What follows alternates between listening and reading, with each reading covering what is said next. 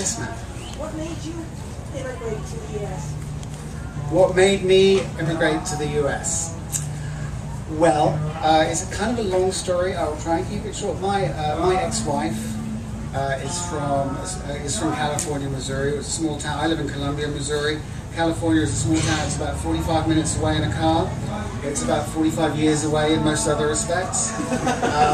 We met in Paris when I was working there as an attorney, and fell out of touch, re-met again. She was living in New York. We lived in London for 5 years, and then came back to Missouri in 2003.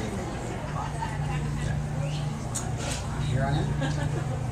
Yes. Why did you go to Missouri? Because that's where she was from, and her father was sick, and so we needed to go back and be near. Why did you stay in Missouri? After my divorce, because we have 2 children, and so I'm there for a while. Yes, ma'am. I mean, the book is called A Good American, Right. and yeah, up until recently you were not an American. So Right. what does that title mean? What does it mean to be a good American? The question was, what does it mean to be a good American? And there are probably as many answers to that as there are Americans, because I imagine we would all like to think that we are good ones. And I say we because on February the 16th of this year, I drove to the federal courthouse in Kansas City and put my right hand in the air and took the oath of allegiance. So I'm now one of you too.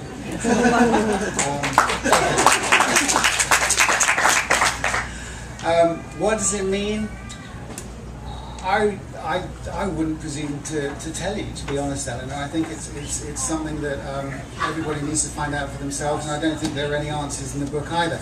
I do have a clue though as to where you might start looking for that answer, and I'm thinking in particular of the Constitution of the United States and the Declaration of Independence.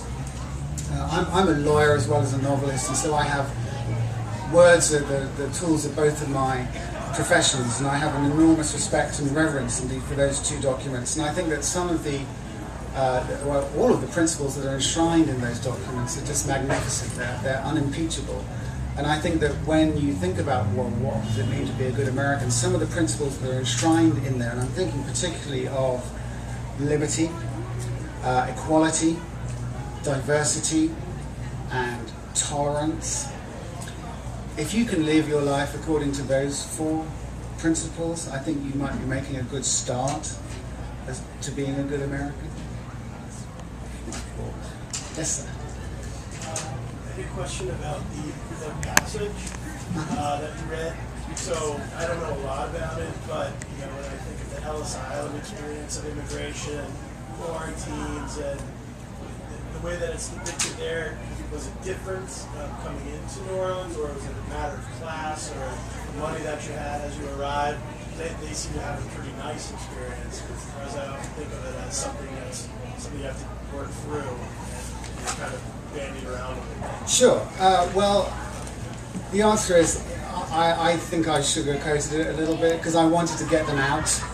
I wanted the story to keep moving because it's early on in the book,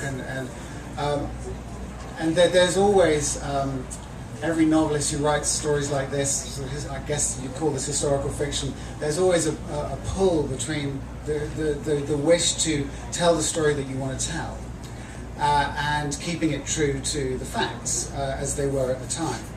And I think that there is a balance to be struck between and to my own personal opinion is that if facts are a little inconvenient, as long as they're small things, I will gloss over them, and things might not necessarily be exact. So yes, it may well have been that they would have been quarantined or something else would have happened. But generally, I mean, I do research. I hate it, but I have to do it. Because when you tell a story like this story goes on over the course of the entire century, and what I'm doing is laying one single strand, a fictional strand, over a tapestry that already exists. So you need to make sure that the story that you're telling fits into the bigger picture of things. But I have allowed myself a certain degree of license in certain areas just to make the story flow a little bit better. I mean, as I say, I have this rather complex relationship with research, and I have read an awful lot of extraordinarily boring books about Missouri history.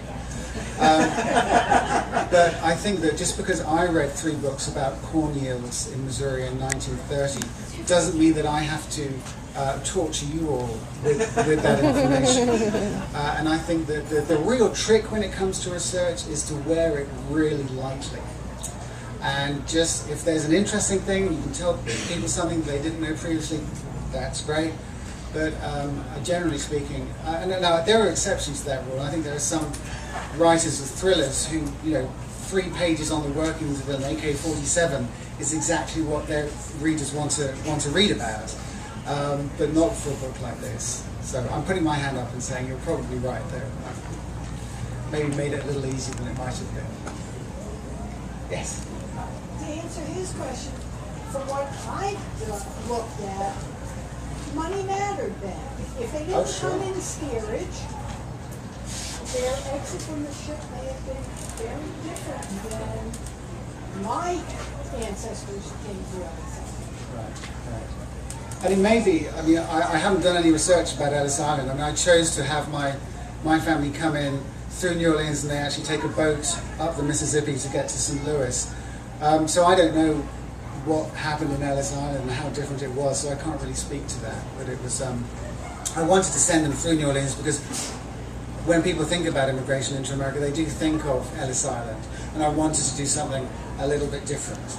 And also, I'm a jazz freak, and I wanted to write about New Orleans, and I wanted to write about Buddy Bolden in particular, and I wanted to do all that description of food, and I should have had lunch.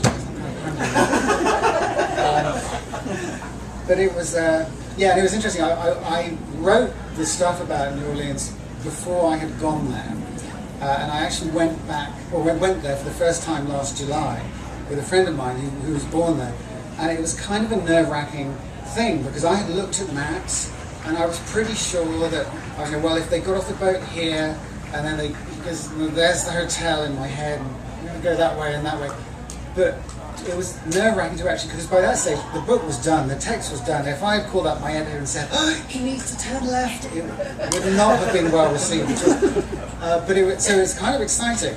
But luckily, I went and the maps were all right, and it was kind of how I had it in my head. But I think next time I'm going to go first, do it that way around. It's less sleepless nights that way.